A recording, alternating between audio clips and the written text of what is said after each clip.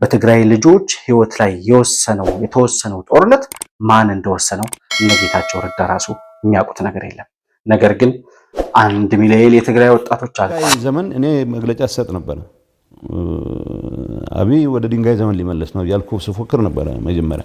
ግን ድንጋይ ዘመን ግዛው ቀርብ እንደሆነ ስለዚህ መብረቃዊ የሆነ እርምጃ መወሰድ ነበረበት። ያ መብረቃዊ እርምጃ ባይወሰድ ኖሮ ይሄን ጊዜ ትግራይ አሁን ቁጭ ብለን የምናወራበት አይነት ክልል አይሆንም። የፌደራል መንግስት ሆን ብሎ ትግራይ ላይ ጦርነት እንዳወጀ የትግራይ ህዝብ ላይ የትግራይን ህዝብ የማጥፋት የትግራይን ህዝብ የማድቀቅ ትግራይ ክልልን የማዳከም ስትራቴጂ የፌደራል መንግስት እንደተከተለ አድርገው ሲናገሩም ሰምተናቸዋል። ጦርነት እኮ አሁን በቃ ፋሽን የሆነበት እኮ ሁኔታ ነው። መገዳደል እኮ ፋሽን የሆነበት ሁኔታ ነው።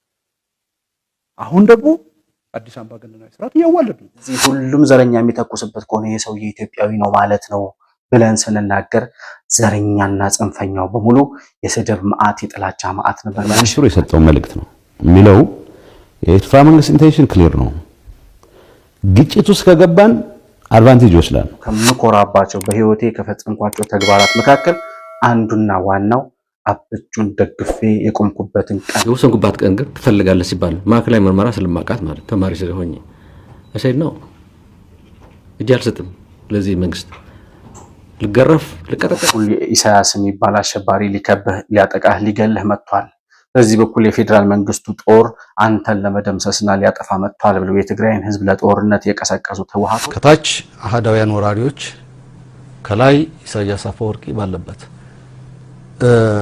ጦርነት እየተዘጋጀለት ባለበት ሁኔታ እጁን አጣጥፎ መቀመጥ ነበረበት። እንኳን አልሞተ ጌቾ ማለት ጌቾ አሁን የአብቹ እውነት አይደለም የተጋለጠው ወይም አብቹ አይደለም ያሸነፈው። ዛሬ ጌቾ እንዲህ ሲያወራ እኛ ነን ያሸነፍነው።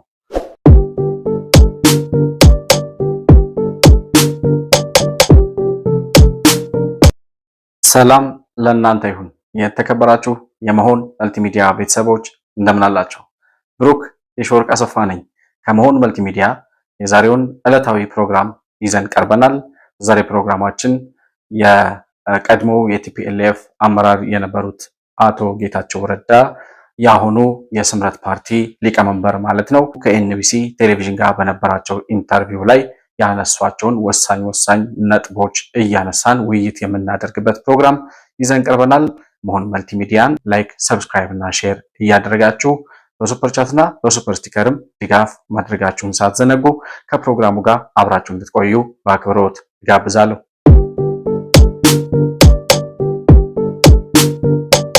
እንግዲህ አቶ ጌታቸው ረዳ ከኤንቢሲ ቴሌቪዥን ጋር በነበራቸው ፕሮግራም ላይ እጅግ በጣም ብዙ ነጥቦችን አንስተዋል። ባለፉት 7 ዓመታት በተለይም ጦርነቱ ከተነሳበት ከ2013 ዓ.ም ጀምሮ እስከ 2018 እስካሁን እስካለንበት ጊዜ ድረስ ያሉትን 5 ዓመታት በተገቢው መንገድ የዳሰሱበትና እጅግ በጣም ወሳኝ የሆኑ ምላሾች ለአብዛኛው ግራ ለተጋባው ማህበረሰብ እውነተኛና ተጨባጭ የሆኑ ምላሾችን በማስረጃ እያስረገጡ ያስረዱበትና በጣም ብዙ እውነታዎች የተገለጡበት ኢንተርቪው ነበር የተደረገው።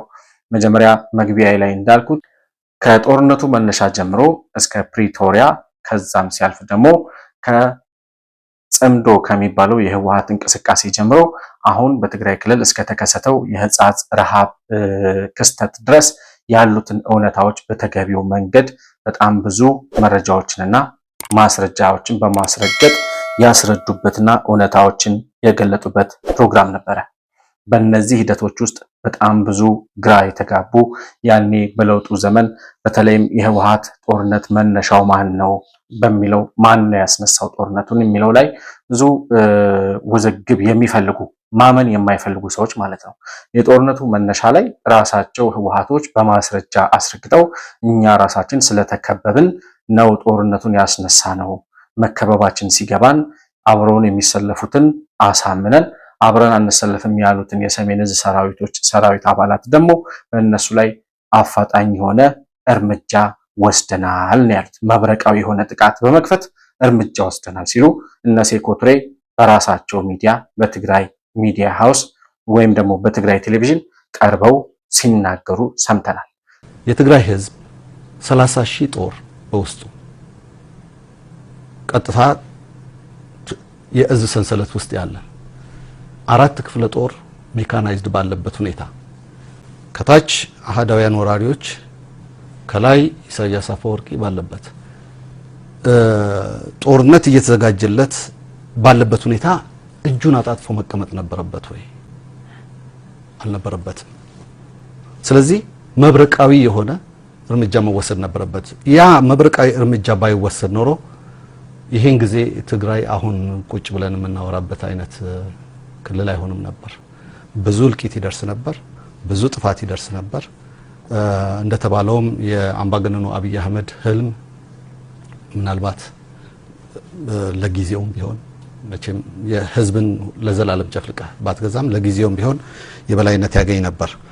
ስለዚህ ያንን አቅም የሰሜን እዝን ዲሞቢላይዝ በማድረግ በሰላም የሚገቡት በሰላም እንዲገቡ በማድረግ ያለውን የጦር መሳሪያ በሀገሪቱ 70-80% ሊሆን የሚችለውን ከባድ መሳሪያም ጨምሮ የተኩስ አቅም ጨምሮ የትግራይ ህዝብ አቅም እንዲሆን በማድረግ ስለተጠናቀቀ የመጀመሪያው እንቅስቃሴ ነው። ነገር ግን ያንን እውነት መቀበል ያልፈለጉ ከዚያም በኋላ በጦርነቱ ሂደቶች ውስጥ ያሉ ሁኔታዎችን መከላከያ ሰራዊት ትግራይ ክልል የወሰደውን የህግ ማስከበር እርምጃ የጠቅላይ ሚኒስትሩን እስከ ግንባር ድረስ መዝመትና ሌሎች ሁነቶችን ከጠቅላይ ሚኒስትሩና ከለውጡ መንግስት ጋር በማያያዝ የለውጡ መንግስት ወይም ደግሞ አብቹ ሆን ብሎ በትግራይ ክልል ጦርነት እንዳወጀ የትግራይ ክልልን ለማጥፋት የትግራይን ህዝብ ለማጥፋት የታወጀ በፌደራል መንግስቱ የተቀሰቀሰ ጦርነት እንደሆነ አድርገው ሲያውጁ እንደነበር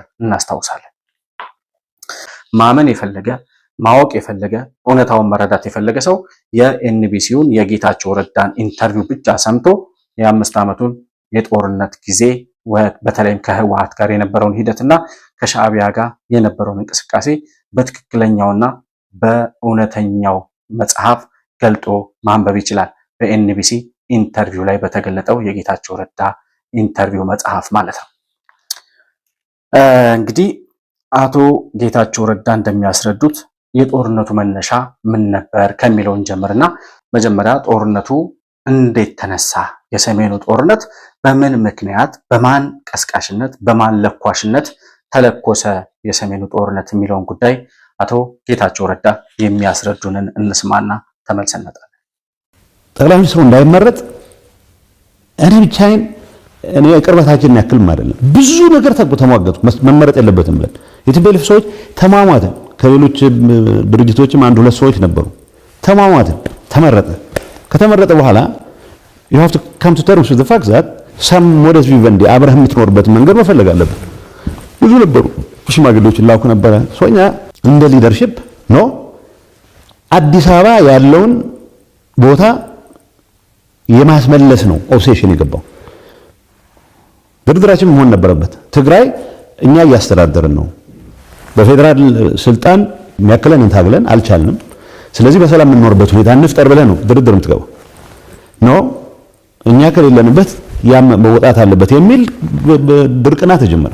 አሁን የቲፒኤልኤፍ ፕላስ ትግራይን ማስተዳደር አዲስ አበባን ከመያዝ ለይቶ ማሰብ አይፈልግም። ምክንያቱም ትግራይ ላይ የሰራው ስራ የለም። ኦርፋን ነው ቲፒኤልኤፍ።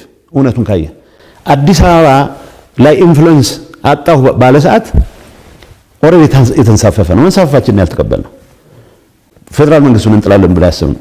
አሁን ያ ብደት አሁንም አልተሻሻለም። ባይዘው ሶማሊያ አካባቢ እንቅስቃሴ ያላሉ ሸኔ በዚህ በኩል ታያሉ፣ ፋኖ በዚህ አካባቢ ጋሸን አካባቢ ታያሉ ወዘተ። ስለዚህ መንግስት መውደቂያው ደርሷል የሚለው ትልታሪ አሁንም አለ። እኔ ከዛ ነፃ ነኝ። አሁን መንግስትን በኃይል መጣል አለብን ብዬም አላስብም። በዛ ጉዳይ በቂ ሰርተን የሚመለከተውን የማይመለከተውን ህዝብ አደጋ ላይ ጥለን ወጥተናል። ስለዚህ ይሄን ህዝብ መንግስትበት አጋጣሚ ነው የሚል እምነት አለ። ስለዚህ በነበራቸው እብሪት የ4 ኪሎን ስልጣን እንዴት ተነጠቅን በሚል ጥጋብና ማን አለብኝነት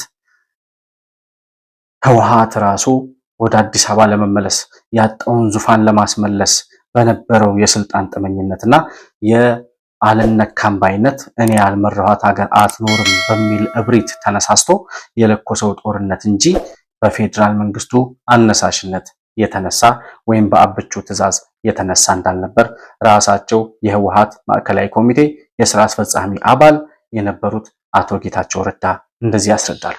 ይሄንን እውነት ያኔ በሰዓቱ ስንናገር ያኔ በሰዓቱ የሆነውን ነገር ለመረዳት ራሳቸው ህወሓቶች ወጥተው እየተናገሩ ነገር ግን የህወሓት አፈቀላጤ የነበሩ ህወሓት በእጃዙር የሚናገርባቸው የህወሓት አንደበቶች የሆኑት እነ ልደቱ አያሌው ወይም እነ ክደቱ እነ ቅዠቱ አያሌው ሶስቱም ስም እሱ ራሱ ነው እና እነዚህ ሰዎች የፌዴራል መንግስት ሆን ብሎ ትግራይ ላይ ጦርነት እንዳወጀ የትግራይ ህዝብ ላይ የማጥፋት የትግራይን ህዝብ የማጥፋት የትግራይን ህዝብ የማድቀቅ ትግራይ ክልልን የማዳከም ስትራቴጂ የፌዴራል መንግስት እንደተከተለ አድርገው ሲናገሩም ሰምተናቸዋል። አምባገነን በማዋለዱ ሂደት ገዢው ፓርቲ ብቻ አይደለም አልኩ፣ ፓርቲዎች ብቻ አይደሉም፣ ህብረተሰብም እንደ ህብረተሰብ ተጠያቂነት አለበት አለ። መረጥ ከኛ የሰላም አጀንዳ ይልቅ የጦርነትን አጀንዳ የብጥብጥን አጀንዳ አብዛኛው ህብረተሰብ መረጠ። ጦርነት እኮ አሁን በቃ ፋሽን የሆነበት እኮ ሁኔታ ነው። መገዳደል እኮ ፋሽን የሆነበት ሁኔታ። አሁን ደግሞ አዲስ አምባገነናዊ ስርዓት እያዋለዱ ነው። ለዚህ አምባገነኖች ብቻ አይደሉም ተጠያቂዎች። ለነሱ ተገዢ ሆኖ የነሱ አስተሳሰብ ተከታይ ሆኖ የህብረተሰብ ክፍልም ተጠያቂ ነው። በትግራይ ህዝብ ላይ እየደረሰ ያለውን ሰቆቃ ማናወግዝ ከሆነ ማንቃወም ከሆነ ነገ የትግራይ ህዝብ ኢትዮጵያዊ ነው የማለት የሞራል ብቃት አይኖርም። የኢትዮጵያ ተቃዋሚዎች አማራ ክልል፣ ኦሮሚያ ክልል ችግር ሲፈጠር የምንጮኸውን ያህል በትግራይ ችግር እየጮህን ነው። ዛሬ እየጮህን አይደለም። ልደቱ አያሌው ይሄ ጠፍቶት አይደለም። ህወሓት የለኮሰው ጦርነት እንደሆነ ራሳቸውና ሴኮ ቱሬ ሲናገሩ ሰምቷል። ነገር ግን የሚፈልገው እሱ በትግራይ ህዝብ ላይ የታወጀ ጦርነት ነው የሚለውን ነገር ቀስቅሶ የትግራይ ህዝብ ከህወሓት ጎን እንዲሰለፍ የለውጡን መንግስት እንዳይደግፍ ከዚያም በኋላ ህወሓቶች ተመልሰው ስልጣን ይይዛሉ የሚል እምነት ስለነበረው እንደለመደው የህወሓት አጫዋች አሻንጉሊት ሆኖ ፓርላማ ገብቶ ህወሓት ተመልሶ 4 ኪሎ ሲገባ ማለት ነው ተመልሶ ሲገባ ህወሓትን እያጫወተ እንደለመደው በኢትዮጵያ ህዝብ ላይ ሊቀልድና ሊሳለቅ ነበር የፈለገው እንጂ የሰሜን ህዝብ ተጠቅቶ የሰሜን ህዝብ በተኛበት ታርዶ ጭራሽ ጦርነት ለኳሹን እያሞገሱ ጦርነቱን ሲከላከል የነበረው ጦርነት እንዳይነሳ ሲታገስ የነበረውን መሪና የለውጡን መንግስት በዚህ ደረጃ ሲቃወሙ ነበር። ህወሓት እንዳይሞት ሲሟሟቱ ከነበሩ ሰዎች ውስጥ የመጀመሪያዎቹ ልደቱ አያሌውና ጀዋር መሐመድ ናቸው። ሴኮ ቱሬ ቅድም እንዳልኩት የሰሜን ዕዝን መብረቃዊ ጥቃት ፈጽመን እርምጃ ወስደንበታል ብለው መናገራቸውን እናስታውሳለን። እሱም አልበቃቸው ካለ ሌላ ማስረጃ እንደዚህ መስጠት እንችላለን። አቶ ደብረጽዮን ከጦርነቱ በኋላ ባለፈው በቅርብ ጊዜያት ከሰጧቸው ኢንተርቪዎች ውስጥ ከፕሪቶሪያ ስምምነት መልስ ይመስለኛል የሰጠው ኢንተርቪው እኔ ለራሴ ስል ነው የተዋጋሁት ይላል። እኔ ራሴ በረሃ ስወጣ እንዳልታሰር ብዬ ነው የወጣሁት። ከኔ ጀምሮ አልሸከምም ነው ያልኩት።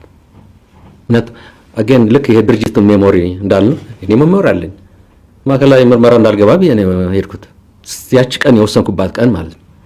ይፈልጉሃል ሲሉኝ ገብቶኛል። እኔማ ማዕከላዊ ምርመራ አልገባም። ያው መንፈስ አለ የትግል የወሰንኩባት ቀን ግን ትፈልጋለህ ሲባል ማዕከላዊ ምርመራ ስለማቃት ማለት ተማሪ ስለሆነ እሰይ ነው እጅ አልሰጥም ለዚህ መንግስት ልገረፍ ልቀጠቀጥ መጨረሻም ልገለኝ አልገባም።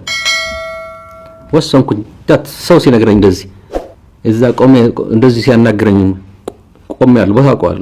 6 ኪሎ አካባቢ ምንን አካባቢ ነው ሲነግረኝ መንገድ ላይ ወሰንኩኝ። በተወሰነ ቀን ለቀቅኩ አዲስ አበባ እንዳልገባ ነው። ስለዚህ የቀጠቀጠ ልደበቅ አልችልም። የትግራይን ህዝብ በአራቱም አቅጣጫ ተከባሃል።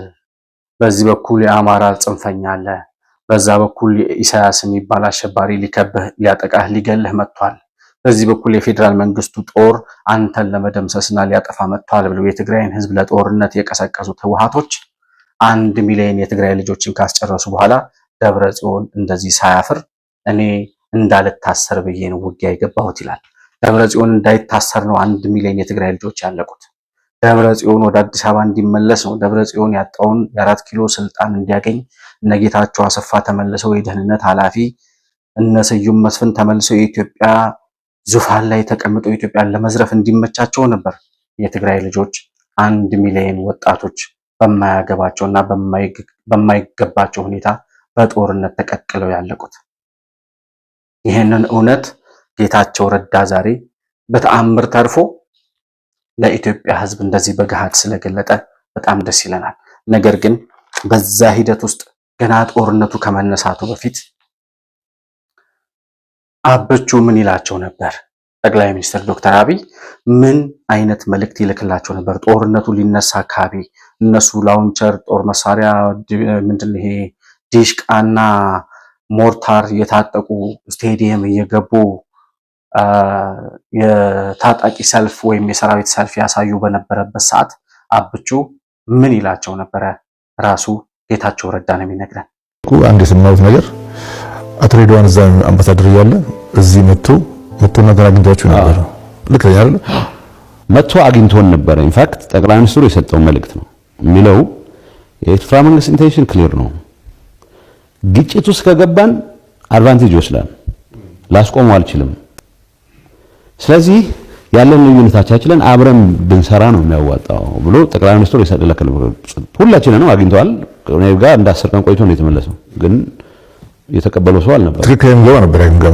ትክክለኛ ግምገማ ነው። ወደ ጦርነት ከገባችሁ ወደ ውጊያ ከገባን የኤርትራ መንግስት ይገባል፣ የኤርትራ መከላከያ ሰራዊት ይገባል፣ ወደ ትግራይ ይገባል፣ ወደ ጦርነቱ ራሱን ኢንጌጅ ያደርጋል፣ ይሳተፋል። ይህን ሁኔታ ይፈልገዋል። በዚህ ሁኔታ ውስጥም አድቫንቴጅ ይወስዳል። እንዳይገባ ልከለክለው አልችልም፣ ላስቆመው አልችልም፣ እረፉ ብሎ ማስጠንቀቂያ ልኮባቸው ነበር። ለምንድን ነው ልከለክለው አልችልም ያለው አበቹ? በዛን ሰዓት ለህወሓት ማለት ሻዕቢያ ገብቶ የትግራይ ክልል ላይ ማነው ህወሓት ላይ እርምጃ እንዲወስድ ፈልጎ ነው ወይስ ለምንድን ነበር የሚል ጥያቄ የሚያነሳ ሰው ካለ በዛን ሰዓት የኢትዮጵያ መከላከያ ሰራዊት አብዛኛው በዘረኝነት ተተብትቦ የተያዘ ከትግራይ ሰራዊት ጋር በተለይ በትግራይ ተወላጆች አብዛኛው አብዛኛው የሰራዊት አባል የአዛዦቹ በተለይ የተለያዩ ቁልፍ ቦታ ላይ ያሉ አዛዦችና አብዛኛው ማጆሪቲ የሚባለው የሰራዊቱ አባል የትግራይ ተወላጅ የነበረበት ነው። ከዛ ሲቀጥል ከ80% በላይ የነበረው የኢትዮጵያ መከላከያ ሰራዊትና የኢትዮጵያ መከላከያ ሰራዊት መሳሪያው የጦር መሳሪያው በሙሉ ትግራይ ነበር የነበረው። ያንን መሳሪያና ሰራዊቱን ለማስወጣት እና አበቹ ሲሞክሩ ህወሓቶች የትግራይ እናቶችና ህፃናትን ከሰራዊቱ ፊት እያስተኙ ሰራዊቱ እንዳይወጣ እኛን ጥላችሁ ወዴት ነው የምትሄዱት ብለው እንደከለከሉት እናስታውሳለን።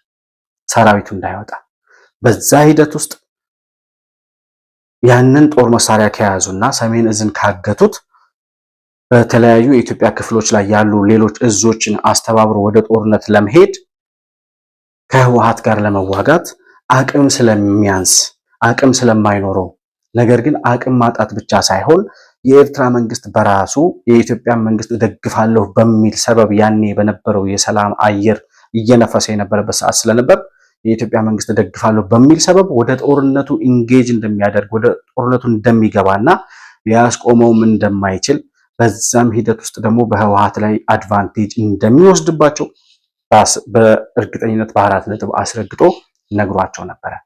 አቶ ሬድዋን ሁሴንን በመልእክተኛነት ልኮ ማለት ነው ወደ መቀሌ። በዛን ሰዓት ይላል ጌቾ ሲናገር፣ በዛን ሰዓት የስራ አስፈጻሚው የማዕከላዊ ኮሚቴ አባላት የነበራቸው እብሪትና ጥጋብ አልነበረም። ደብረጽዮን እንደዚህ ብሎ ነበር የተናገረው። የዛን ሰዓት እነ ሬድዋን ሁሴን ያንን መልእክት ያበቹ መልእክት እረፉ፣ ወደ ጦርነት እንዳትገቡ ብሎ የላከላቸው መልእክት ሬድዋን ይዞ ሂዶ እያለ ደብረጽዮን የተናገረውን ልጋብዛችሁና ተመልሼ እመጣለሁ። ጥሩ ጅምር ነው፣ እድገትም እያሳየ ነው። በእናንተ መምጣት ደግሞ ትልቅ እድገት አሳይቷል የሚላለኝ ሞር መተማመን እንዲኖር ዝም ብሎ ፊት ለፊት ወይ ሶስተኛ ወገን አምጥተን እየተከራከርን መስክርልኝ እየተባለ የሚሄድ ሳይሆን ቀርበን እንደዚሁ እኔም በእንደዚህ አይነት ሂደት አምናለሁ። ተቀራርበንም ብዙ መስራት እንችላለን። ከናይጄሪያ ሰው አምጥተን ከዛም አምጥተን ሽምግልና አሳፋሪ ነው። ለእንትን ከወሰድኩ የፈለገው የፖለቲካ ልዩነት ቢኖረንም የሰለጠነ አግባብ ካለው የፖለቲካ ልዩነት አዘይ እንደው ዘዳይ ምርጫ እኮ ነው። ምርጫ ታዲያ ማካሄድ አንችልም። ግን ያው ያለፍነው ሂደት ግን ሌላ ስለሆነ ያው መሀል የግድ ለመቀራረብ ካልሆነ በስተቀር አሁን እኛም ምናምነው እንደዚህ ነው። ስለዚህ በጣም አሁንም ደግሜ አመሰግናችኋለሁ። እንዲህ ብሎ ተናግሮ ነው እኛ ሰላም ነው የምንፈልገው፣ ሌላ ሶስተኛ ወገን አደራዳሪ ማያስፈልገንም፣ ከናይጄሪያ ከምናምን የሚባል አደራዳሪ ማያስፈልገንም ምናምን ብሎ ተናግሮ ነው። ከዚያ በኋላ የሰሜን ዕዝ ላይ እርምጃ ወስደው ያ ሰራዊት በተኛበት እንዲታረድ አድርገው የትግራይ ህዝብን ድጋሚ ለሌላ ጦርነት በ17 ዓመት ጦርነት ልጆቿን ስትገብር የኖረችው የትግራይ እናት ድጋሚ ሌሎች ወጣቶችን እንድትገብር አድርገው የትግራይን እናት ማቅ አልብሰው የትግራይን ህዝብ ደም አፍስሰው የትግራይን ወጣቶች ጨርሰው ኢትዮጵያንም ለከፍተኛ ጉዳትና ለንብረትም ለህይወቱ ድመትም ያበቁን በዚህ አይነት የጥጋብና የእብሪት መንገድ ነበር። ነገር ግን ይሄው የህወሓት አንደበት የህወሓት ልሳን የሆነው የህወሓትን ፍርፋሪ ሲበላ ያደገው ከህወሓት በላይ ህወሓት ለመሆን የሚቃጣው ልደቱ አያሌው የኤርትራ መንግስት እንዴት ትግራይ ገብቶ የትግራይ ህዝብን ይጨፈጭፋል ይላል። ትግራይ ውስጥ ከፍተኛ የሆነ የሰብአዊ መብት ቀውስ አለ። የትግራይ ህዝብ እንደ ህዝብ ኢትዮጵያዊ ህዝብ ነው። በሌላ አገር ሰራዊት ተወሯል፣ እየተገደለ ነው። አፍ የሚኖረን የትግራይ ህዝብ ኢትዮጵያዊ ነው ማለት ካለብን ወደፊት ኢትዮጵያዊ ናችሁ አብረን ነው መኖር ያለብን ለማለት ሞራል የሚኖረን ዛሬ የትግራይ ህዝብ እየደረሰበት ያለውን ችግር ስንጋራው አብረን ስንጮህ ነው። ይሄን ማንል ከሆነ የሻዕቢያን ወረራ ማናወግዝ ከሆነ በትግራይ ህዝብ ላይ እየደረሰ ያለውን ሰቆቃ ማናወግዝ ከሆነ ማንቃወም ከሆነ ነገ የትግራይ ህዝብ ኢትዮጵያዊ ነው የማለት የሞራል ብቃት አይኖርም። ልክ ነው። የኤርትራ መንግስት ወደ ትግራይ ገብቶ የትግራይ ህዝብ ላይ ምንም አይነት ጥቃት መፈጸም አልነበረበትም። ልክ ነው። በአንድ ሀገር ሉዓላዊ ጉዳይ ላይ የውጭ ሀገር ሰራዊት ገብቶ ምንም አይነት ያንን ህዝብ ማሰቃየትን፣ ማጎሳቆልን፣ መግደልን፣ መጨፍጨፍም አልነበረበትም። ልክ ነው። ነገር ግን ማን ነው ሻዕቢያን የጋበዘው ለጦርነቱ? ማን ነው ወደ ሻዕቢያና ወደ አስመራና ወደ ጎንደር ሚሳኤል ሲተኩስ የነበረው? የኤርትራን ሰራዊት ጋብዞ ለጦርነት የጠራው ራሱ ህወሓት አልነበረም ወይ? የመጀመሪያው ምክንያት ይሄ ነው። ሁለተኛ አንተ የሚጠብቅህን ዘበኛህን ገድለህ ቤትህ በተኛህበት አንተ በተኛህበት ባረፍክበት ሰዓት ግቢህንና ቤትህን የሚጠብቀውን የራስህን ዘበኛ በር ላይ ቆሞ ወደ ውጭ ጠላት ሌባ እንዳይገባ እየጠበቀ የነበረውን ጠባቂህን ከጀርባው ከገደልከው በኋላ ማን ገብቶ እንደሚገልህና ማን ገብቶ እንደሚያጠቃህ አንተ ራስህ መወሰን ጄጅ ማድረግ አትችልም። እከሌ ገብቶ ገደለኝ፣ እከሌ ገብቶ አጠቀኝ፣ እከሌ እርምጃ ወሰደብኝ፣ ጨፈጨፈኝ ልትል አትችልም። ምክንያቱም መጀመሪያ ጠባቂህን የገደልከው ዘበኛህን ከጀርባው የመታኸው አንተ ራስህ ነህ። 20 ዓመት ሙሉ በቀብረው ጉድጓድ ውስጥ እየኖሩ የትግራይን ህዝብና የኢትዮጵያን ዳር ድንበር ሲጠብቁ የነበሩ የኢትዮጵያ መከላከያ ሰራዊት አባላትን ትግራይንና የትግራይን ህዝብ ከሻዕቢያ ወረራ ሲከላከል የነበረውን የኢትዮጵያ ሰራዊት ከጀርባው በተኛበት ያረደው ራሱ ህወሓት ነው። የሚጠብቅህን ዘበኛህን የሰሜን ዕዝ ሰራዊትን ወታደርህን ካጠቃህ በኋላ ከገደልከው በኋላ ሻዕቢያ ገብቶ ወረረኝ ማን እንዲገባ ፈቀደለት? ጠባቂውን የገደለው ማን ነው? ያ ሰራዊት ባይጠቃ ኖሮ ሻዕቢያ ይገባ ነበር ወይ? እነዚህን ጥያቄዎች እነ ልደቱ የሚመልሱበት አንደበትም የሚሰሙበት ጆሮም የላቸውም። የሆነ ሆኖ ያ ጦርነት ሲነሳ ይሄ ጥቅምት 24ቱ ጦርነት ሰሜን ዕዝ ላይ የተፈጸመው ጥቃት ሲፈጸም የት ነበር ካንተ ብሎ ይጠይቀዋል። ብሩክ የኤንቢሲው ጋዜጠኛ ማለት ነው። በጣም አስተዋይ፣ በጣም በሳል፣ በጣም ምርጥ ጋዜጠኛ ነው ብሩክ። በወያኔ ዘመን ከምጠላቸው ጋዜጠኞች ውስጥ አንዱ ነበር። ነገር ግን አሁን ወደ ኢትዮጵያዊነትና ወደ በሳል ጋዜጠኝነት ተመልሶ ለኢትዮጵያ በሚጠቅም ደረጃ እየሰራ ያለ ጋዜጠኛ ስለሆነ ሊመሰገን ይገባዋል ብዬ አስባለሁ። እና ብሩክ ምን ይለዋል? ጥቅምት 24 ላይ የት ነበር ካንተ ይለዋል። ወራ ወደ መልስ ትንሽና ከዛ እንቀጥላለን። ጥቅምት 24 የት ነበር ካንተ? ጥቅምት 24 ልደት ነገር የጣሉ ነው የሆነ ጓደኛችን በርዝ ላይ ነበር ተብሎ ዛ ነበርና ተጠራሁ። ወደ ቤት መግባት አለብህ ምናምን ተባልኩ። በአስቸኳይ ወደ ቤት መግባት አለብህ ብሎ አለም ደወለልኝ።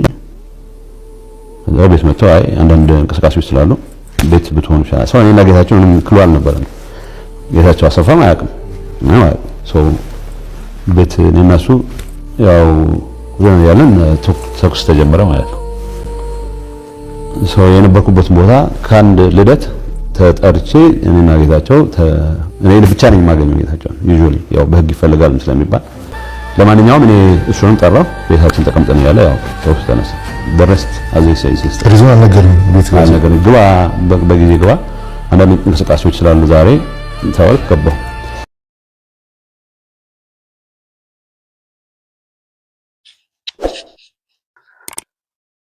ዴቾ ጥቅምት 24 ላይ የጓደኛዬ ልደት ላይ ፈታ ዘና እያልኩ ነበረ። ምንም አይነት ሁኔታ ስለመፈጠሩ ስለመሆኑ ስለሚከናወነው ድርጊት ህወሓት ስለሚፈጽመው ነገር ሁሉ ምንም ማውቀው ነገር አልነበረም። ተደውሎ ግባ ተባልኩ ይላል ጌታቸው። የህወሓት ማዕከላዊ ኮሚቴ አባል ነው። የህወሓት ስራ አስፈጻሚ አባል ነው። የህወሓት ወይም የትግራይ ክልል ጊዜያዊ የትግራይ ክልል አስተዳደር የኮሙኒኬሽን ምናምን ኃላፊ ነው። ይሄ ሰውዬ በዛን ሰዓት የህወሓት ባለስልጣናት ሰሜን ዕዝ ላይ ሊወስዱት ሊያጠቁ ስላሰቡት ጥቃት ሊፈጽሙ ስላሰቡት ሊጀምሩት ስላሰቡት ጦርነት የሚያውቀው ነገር አልነበረም። እንደማንኛውም ሰው ዝም ብሎ እንደሚታወቅ ጉዳት እንዳይደርስበት እንደሚጠበቅ ሰው ግባ ወደ ቤትህ ብለው አስገቡኝ ይላል። እንደገባው ጦርነት ውጊያ ተጀመረ፣ ተኩስ ሰማሁ ይላል። ታዲያ ጌታቸው ረዳ የህወሓት ማዕከላዊ ኮሚቴ የህወሓት ስራ አስፈጻሚ ኮሚቴ አባል የሆነው ሰውዬ ጥቅምት 24 ስለተፈጸመው ጥቃትና በኢትዮጵያ ላይ ስለታወጀው ጦርነት የሚያውቀው ጉዳይ አልነበረም። ታዲያ ማን ያወጀው ጦርነቱ?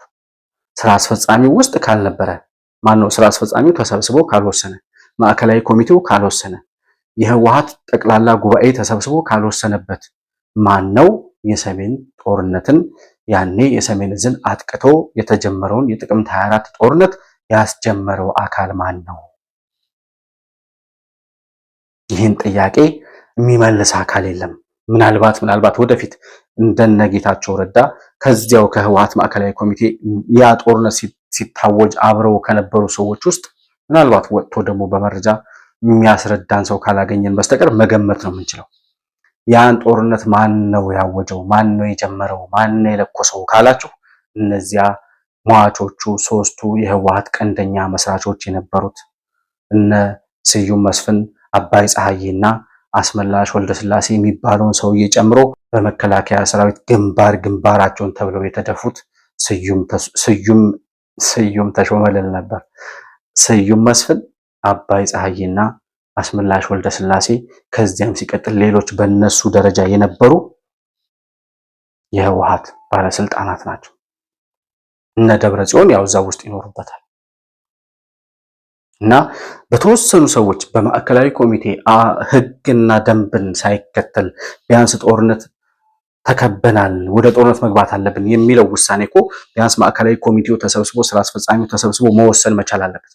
በማንም ሳይወሰን በትግራይ ህዝብ ጣፈንታ ላይ በትግራይ ልጆች ህይወት ላይ የተወሰነው ጦርነት ማን እንደወሰነው እነ ጌታቸው ረዳ ራሱ የሚያውቁት ነገር የለም።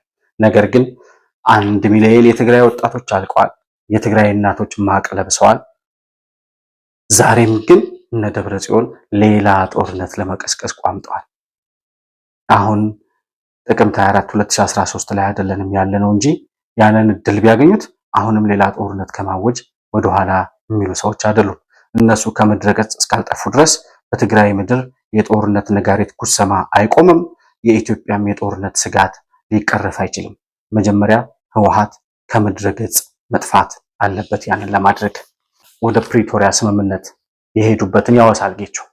ወደ ፕሪቶሪያ ሲሄዱ እንግዲህ ፕሪቶሪያ ለህወሓት ተጨማሪ እድሜ የቀጠለ ስምምነት ነው ይላል ጌቾ። እና በጣም በሚገርም ምሳሌ ነው የሚያቀርበው። እዚህ ላይ ምንድነው የሚለው?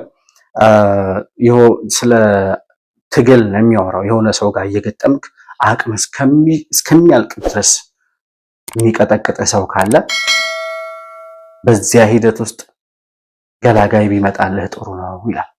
ጀኑዊን ነው እሱ ችግር ፈታለሁ ብሎ ቲፒኤልኤፍ ሊደርሺፕ ሰልፍ ፕሪዘርቭ ለሰልፍ ፕሪዘርቬሽን ሲባል ነው። ግጭት የሚፈልገው ለሰልፍ ፕሪዘርቬሽን ነው። ካልኩሌሽን ላይ ነው። ትንሽ የመጋጨት ነገር ከፈጠርን የመደራደር አቅማችን ከፍ ይላል። አሸንፋለሁ ብሎም አይደለም።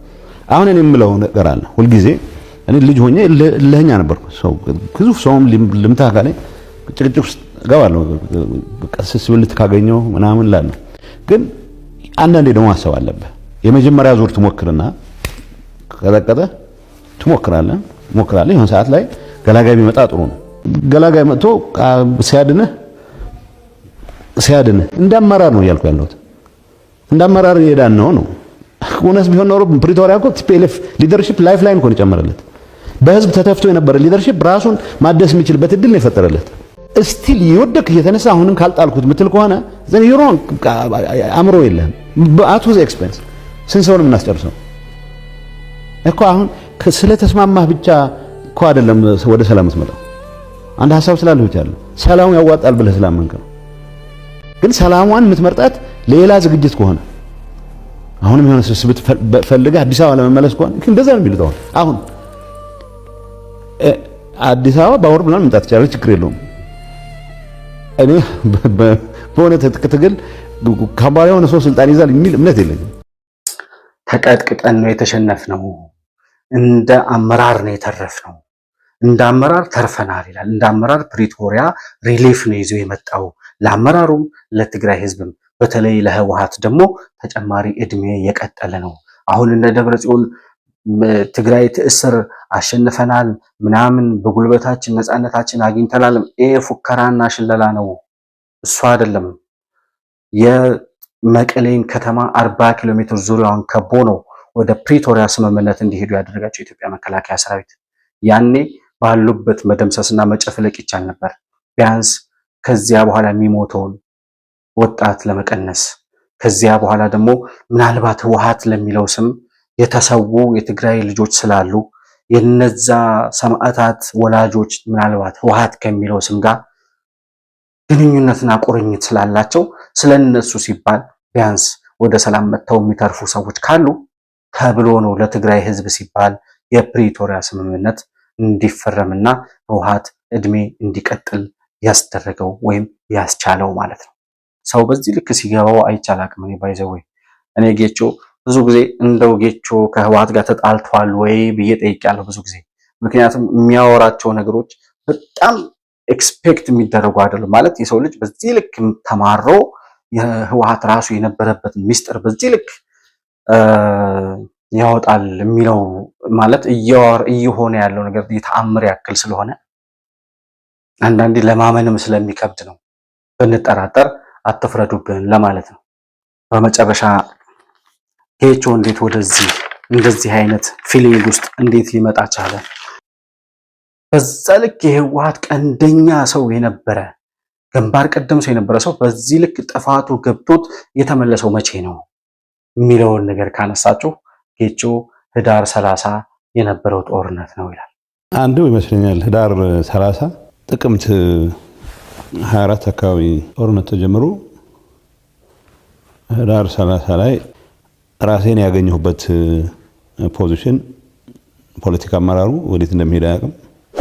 ወታደራዊ አመራሩ ክሉ የሚባል የለውም። ብቻ ወደ ምዕራብ አቅጣጫ የሆነ ቦታ እንደምንሄድ ብቻ ነው የተነገረ። ያን ቀን ባትሪ ከመሞቱ በፊት ያችን ሞመንት እንዴት ካፕቸር እንዳደረኳት አስታውሳለሁ። ግን የምትጀምረው በእንግሊዝኛ ስለሆነ ግዕዝ አልነበረውም። እንትኔም it's not entirely his fault ይላል። whose fault? አዎ አሁን እኛ አብይ እንዲያረገ ያልን ነበርና ጦርነቱ ኤክሴኪዩት ያደረግንበት መንገድ የሰጠነው አመራር የሄድበት ርቀት ግምቱ ሳስገብቼ ያን ቀን ነው ኃላፊነት መውሰድ የጀመርኩት። ወደ ዛና ከመሻገራችን በፊት ፍርፍራ የሚባለው ለዛ ጫፍ ላይ ለመጻፍ ስሞክር ባትሪ አለቀ። አንድም የመገናኛ ራዲዮቻችን አይሰሩም ባትሪ ስለሌለ ሁሉም ነገር እና ዙሪያው ድንጋይ ነውና ያኔ ነው የድንጋይ ዘመን ለካ በዚህ ደረጃ ቅርብ ነው እንትን ያልኩት የጻፍኩት። እሷ እንደጻፍኩ ያው ባትሪው ማለቀ። የድንጋይ ዘመን እኔ መግለጫ ሰጥ ነበር። አብይ ወደ ድንጋይ ዘመን ሊመለስ ነው ያልኩ ስፎክር ነበር መጀመሪያ። ግን የድንጋይ ዘመን እዛው ቅርብ እንደሆነ ያኔ ነው ያየሁት። በጣም ዘመናዊ መኪኖቻችንን ጥለን ኮምፒውተራችንን፣ ሞባይላችን፣ ስልክ ባትሪ ዘግቶ የሄድንበት ቦታ እጅግ በጣም ወዴት እንደምንሄድ ሁሉ እስኪጠፋን ድረስ የአመራሩ ዘገምተኝነት ክሉለስ የሆነ በጣም ብሬክለስ የሆነ ምንም የሚሄድበትንም የሚያደርገውንም ነገር የማያውቅ አመራር ወደ ገደል ይዞን ሲገባ የድንጋይ ዘመን ለካ እንደዚህ ቅርብ ነው አልኩኝ ይላል ጌቾ። እና የዛን ሰዓት ስል ባትሪ ላፕቶፕ ከመዝጋቱ በፊት ይላል ከመዝጋቱ በፊት አንድ ርዕስ ዲያሪ ይጽፋል ጌቾና አንድ ቶፒክ ጽፌ ባትሪ ዘጋብኝ ይላል። ኢንታየርሊ ኢት ኢዝ ኖት ሂዝ ፎልት ብዬ ጻፍኩ ይላል። ሂዝ ፎልት የተባለው አብቹ ነው። የአብቹ ጥፋት አይደለም። በማንኛውም በቅድሚያ በመጀመሪያ ደረጃ የመጀመሪያውን ጥፋተኝነት የመጀመሪያውን ለዚህ ሁሉ እልቂት ወደ ድንጋይ ዘመን እንድንመለስ ያደረገን አብይ አይደለም። የሱ ጥፋት አይደለም። ራሳችን ወደ ድንጋይ ዘመን የመለስ ነው። ተነጋግረን መግባባት ስንችል፣ በልዩነት መለያየት ስንችል፣ አብረው ሊያኗኑሩን የሚችሉ ነገሮችን እንድንፈልግ ሁሉ ስንለመን ጠቅላይ ሚኒስትሩ ሲለምነን እምቢ ብለን በእብሪትና በማን አለብኝነት ወደ ድንጋይ ዘመን ገብተን ራሳችን አገኘ ነው። ያኔ ነበር ተስፋ የቆረጥኩት። ያኔ ነበር ጥፋተኝነት ገብቶኝ ኃላፊነት የወሰድኩት ይላል ጌቾ። ጌቾ ግን እንኳን ተረፈ፣ እንኳን አልሞተ ጌቾ ማለት ጌቾ አሁን የአብቹ እውነት አይደለም የተጋለጠው ወይም አብቹ አይደለም ያሸነፈው። ዛሬ ጌቾ እንዲህ ሲያወራ እኛ ነን ያሸነፍነው። አብቹን ደግፎ የቆመ የለውጡን መንግስት ደግፎ የቆመ የአብዛኛውን ጽንፈኛና እብሪተኛ ስድብና ጥጋብ ችለን ከአብቹ ጎን በመቆማችን ከለውጡ መንግስት ጎን በመቆማችን ያ የደገፍነው የለውጥ መንግስት ደግሞ ትክክለኛ መስመር ላይ ይሄድ የነበረ እስካሁንም ድረስ ያላሳፈረን መሪ ስለሆነና የለውጡ ጎዳና ለኢትዮጵያ የሚጠቅም እንደነበር ስንናገር ለነበርን ሰዎች ለኛ ነው ምስክርነት የቆመልን ጌቾ። ስለዚህ ጌቾ እንኳንም ሳይሞት በህይወት ቆሞ ይሄን ለመናገር አበቃው። እኛም እንኳን ይሄን ለማየት በቃን። በጣም ብዙ ስድብ ተሸክመን ነው እኮ የምንዞረው። በጣም ይሄ ለኢትዮጵያ የሚጠቅም መሪ ነው፣ አካሄዱ ኢትዮጵያዊነት ነው፣ ዘረኝነትና ጽንፈኝነትን ነው የሚቃወመው። ወደዚህ መንግስት የሚተኩሰው አብቹን የሚቃወመው በሙሉ ዘረኛና ጽንፈኛ ነው። ስለዚህ ሁሉም ዘረኛ የሚተኩስበት ከሆነ ይሄ ሰው የኢትዮጵያዊ ነው ማለት ነው ብለን ስንናገር ዘረኛና ጽንፈኛው በሙሉ የስድብ መዓት የጥላቻ መዓት ነበር የሚያሸክመን። ጓደኞቻችን ጠልተውናል፣ ወዳጆቻችን ጠልተውናል። በዚህ ምክንያት ከእውነት ጋር የተጣሉ ወደ ዘረኝነት ወደ ጎጣቸው የገቡ ሰዎች ሁሉ ከኛ ተነጥለዋል። ዛሬ ግን እውነትና ንጋት እያደር ይጠራልና የደገፍነው ጠቅላይ ሚኒስትር፣ የደገፍነው የለውጥ መንግስት፣ የደገፍነው የለውጡ ሂደት፣ አብረን የቆምንለት የኢትዮጵያ ራዕይ አሸናፊ ሆኖ ያኔ ሲሰደብ፣ ያኔ ሲናቅ፣ ያኔ ሲዘለፍና ሲሰደብ የነበረው መሪ በዚህ ልክ ጦርነትን ለማስቀረት በዚህ ልክ የኢትዮጵያን ልዕልና ለማረጋገጥ ከአሸባሪዎች ጋር እንኳን ይደራደርና ሊተኩሱበት የሚፈልጉ ሊገሉት የሚፈልጉ ሰዎችን ይለምናቸው እንደነበረ በዚህ ልክ በማስረጃ ሲረጋገጥ ሁሉም ኢትዮጵያዊ አይኑን ሊገልጥ ይችላል ብዬ አስባለሁ። እናም ጌቾ እንኳንም አልሞተ፣ እኛም ይህንን እውነት እንኳን ለማየት በቃን። የአብቹ ኢትዮጵያዊነት፣ የአብቹ ባለራዕይ መሪነት ለጦርነት የማይቀድም ነገር ግን ጦርነት ገፍቶ ከመጣ ግንባር ድረስ ሂዶ ተዋግቶ ማሸነፍ የሚችል ጀግና ኢትዮጵያዊ መሪ መሆኑን ድጋሚ ስለተረጋገጠና አብዛኛው ኢትዮጵያዊ አይኑን እየገለጠ እውነታውን እያየ እየመጣ ስለሆነ እኛም በእድሜ ልኬ እኔ በእድሜ የምኮራበት አንድ ተግባር ከፈጸምኳቸው ከምኮራባቸው በህይወቴ ከፈጸምኳቸው ተግባራት መካከል አንዱና ዋናው አብቹን ደግፌ የቆምኩበትን ቀን ዛሬም በኩራት የምናገረው አንድም ቀን ኢትዮጵያዊ መሪ ነው፣ ለኢትዮጵያ የሚጠቅም መሪ ነው ብዬ ተናግሬ አንድም ቀን ከቃሉ ዝንፍ ሳይል ከኢትዮጵያዊነት ሸርተት ሳይል እስከዛሬ በከፍታው ላይ መኖር የቻለ መሪ ስለሆነ ዛሬም ከሱ ጎን መቆም መቻሌ በሱ ዘመን መፈጠር ስለቻልኩኝ እጅግ በጣም ደስ ይለኛል፣ እድለኝነትም ይሰማኛል። እና ከለውጡ ጎን ለነበራችሁ የለውጡን መንግስት ደግፋችሁ ከአብቹ ጎን በጣም ብዙ ጥላቻና ስድብ ለተቀበላችሁ ነገር ግን በኢትዮጵያዊነት ዙፋን ላይ ሳትነቃነቁ ለቆማችሁ ኢትዮጵያን በሙሉ እንደዚህ እውነት የቆማችሁለት እውነት እየተረጋገጠ ስለመጣ እንኳን ደስ አላችሁ፣ እንኳን ደስ አለን ማለት ፈልጋለሁ። ጌቾ በዚህ ኢንተርቪው ላይ በጣም ብዙ መረጃዎችን ያነሳው። በቀጣይ እንግዲህ የምንዳሰሳቸው ነጥቦችም ይኖራሉ። ስለ ኤርትራ፣ ስለ ፋኖ፣ ስለ ሕጻጽ እና በአጠቃላይ ስለ ጽምዶና ሌሎችም እንቅስቃሴዎች የተናገረበት በጣም ብዙ መልእክቶች የተላለፉበት መረጃ ስለሆነ በአንድ ፕሮግራም የምንጨርሰው አይደለም። ግን ቃል የምንገባው ሌሎች መረጃዎችንም በቀጣይ የምንዳሰሳቸውና በሌላ ፕሮግራም የምንመለስባቸው መሆኑን ላረጋግጥላችሁ እወዳለሁ። የዛሬው ፕሮግራሜ ይህንን ይመስላል። መሆን መልቲሚዲያን ላይክ፣ ሰብስክራይብ እና ሼር እያደረጋችሁ ቤተሰብ መሆናችሁንና ለሌሎች ተደራሽ እንዲሆን ማድረጋችሁን አትርሱ። በሱፐር ቻት እና በሱፐር ስቲከር እንዲሁም ከታች በምናስቀምጠው የንግድ ባንክ አካውንት ድጋፍ ልታደርጉልን እንደምትችሉ ለማስታወስ እወዳለሁ። ከፕሮግራሙ ጋር አብራችሁ ስለነበራችሁ እጅግ በጣም አድርጌ አመሰግናለሁ። በሌላ ፕሮግራም እስከምንገናኝ ድረስ ሰላም በያላችሁበት ለእናንተ ይሁን።